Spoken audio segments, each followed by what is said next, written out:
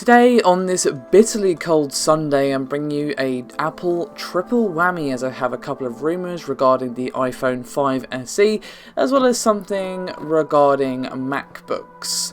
So let's begin with the iPhone, shall we? Now, according to reports from 9to5Mac, the iPhone 5 SE has had a bit of a name change and is basically going to be ditching the 5 from its name, so it will simply be the iPhone SE. Now, basically, initially Apple was saying this was going to be a special edition of the iPhone 5S, but now, apparently, according to this report, they are ditching the 5 from the title, and they basically don't want the consumer to get confused with the iPhone 5, with the iPhone 6, and obviously that is being replaced by the iPhone 7 later this year, so they basically just don't want to further confuse the market.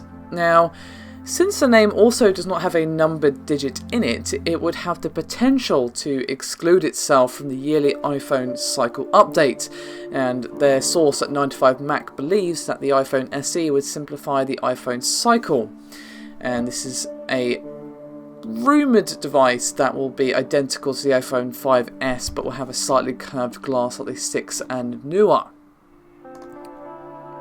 And furthermore, Ming-Chi Kuo of KGI Securities issued a research note to investors in which the iPhone SE is to come with a 12 megapixel rear-facing camera instead of the 8 megapixel sensor, which was rumoured previously. As for the specs, the device is supposed to have A9 and M9 chips along with the NFC for Apple Pay. However, 3D Touch will remain exclusive to iPhone 6s and the bigger variants. However, support for live photos is rumoured for the iPhone SE, as well as battery capacity of 1642 mAh. And they also believe that the price tag is going to be between $400 to $500. And the second rumour regarding the iPhone SE, as well as the next iPad, is that according to various sources, they have been delayed until March the 22nd. Now, all of that is, of course, speculation, and take it with a pinch of salt as always until Apple either confirms or denies these with an official press release or something similar. Now, moving away from the iPhone section of this Apple video to the MacBook one, as Apple have confirmed that they kind of did a bit of a silly and accidentally broke Ethernet ports on some Mac computers with a recent software update.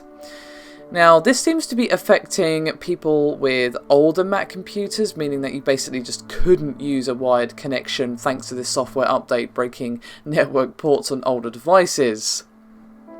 Sadly, this does affect both desktop Macs and older MacBooks, so sadly it's not just a MacBook only issue. But basically what happened is that with this software update, Apple accidentally blocked its own networking code, so basically your Mac would reject your Ethernet port. It was nothing to do with the hardware, it was software. Now that has since been updated, so if you're still experiencing these issues on Mac, I suggest you just update. They have now sorted it out, but it's still rather amusing that they managed to break their own Ethernet device on their own stuff by blocking their own networking code. That just amuses me and makes me somewhat smile a little bit, although I can imagine the people affected probably not so much, but hey ho, at least they fixed it now. So if you are having this issue, I suggest you update your system.